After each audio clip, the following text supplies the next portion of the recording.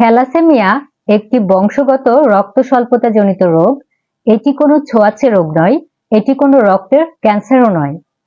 জিনগত ত্রুটির কারণে এ রোগ হয়ে থাকে।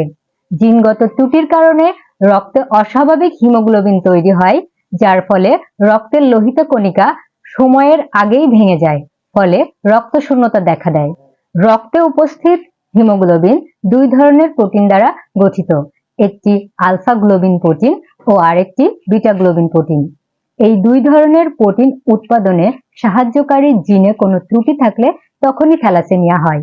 থ্যালাসেমিয়া দুই ধরনের হয়ে থাকে, একটি বিটা থ্যালাসেমিয়া আর একটি আলফা থ্যালাসেমিয়া। আলফা থ্যালাসেমিয়া তখন হয় যখন আলফা গ্লোবিন প্রোটিনের সাথে সম্পর্কিত জিন পরিবর্তিত বা অনুপস্থিত থাকে, আর যখন ত্রুটিপূর্ণ জিনগুলা বিটা গ্লোবিন প্রোটিন উৎপাদনে বাধা দেয় তখন বিটা থ্যালাসেমিয়া হয়ে থাকে।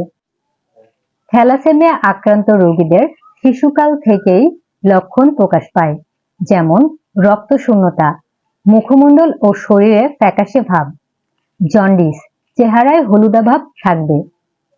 এছাড়া চেহারার মধ্যে পরিবর্তন আসে, যেমন মুখ চ্যাপ্টা, সামনের দাঁতগুলার গঠনগত ত্রুটি থাকতে পারে, যেটাকে আমরা মেডিকেলের ভাষায় থ্যালাসেমিক ফেসেস বলে থাকি।